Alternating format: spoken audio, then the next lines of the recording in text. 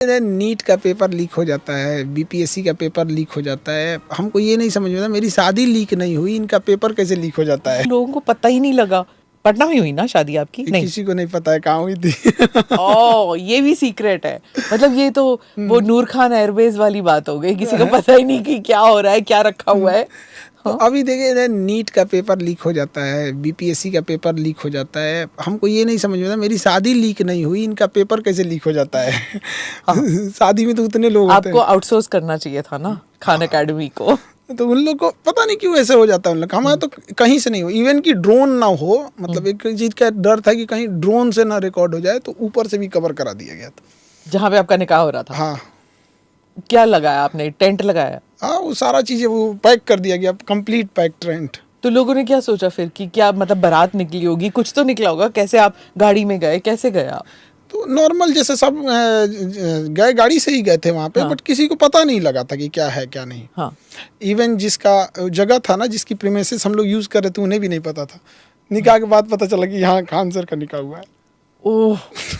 पर फिर जब आपने तय किया कि ऐसे सीक्रेसी में शादी करनी है, तो आपकी जो अब वाइफ बनी है वो अग्री कर रही थी? क्योंकि जिंदगी में एक बार शादी होती है, धूमधाम से सब करना चाहते हैं।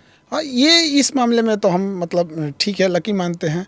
क्योंकि जो चीज़ बोले उसमें वो एग्री हो गए कि नहीं ठीक है, प्राइवेसी के हिसाब से, सिक्रेसी के हिसाब से करना चाहिए। और उनका भी कहना था कि नहीं, अभी चूँकि युद्ध का समय चल रहा है, देश में हुआ है, और इस समय सबसे ज़्यादा ज़रूरत देश पे फोकस्ड होनी चाहिए इंसान की, तो ये चीज़ें उचित नहीं है।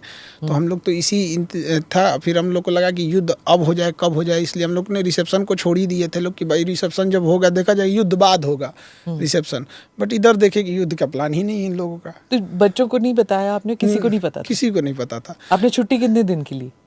छुट्टी नहीं ली। फिर तो रिसेप्शन, जिस दिन रिसेप्शन था उस दिन भी क्लास था, शाम में रिसेप्शन था, सुबह क्लास था।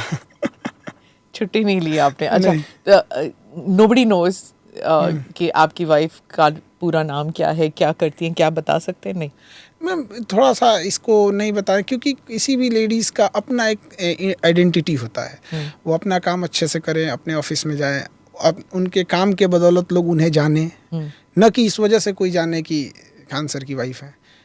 तो ये एक पर्सन, किसी का भी अपनी मेहनत से कमाई हुई कोई चीज़ें होती है, मेहनत से पहुंचा हुआ मुकाम होता है, तो उसमें किसी को भी अच्छा लगता है।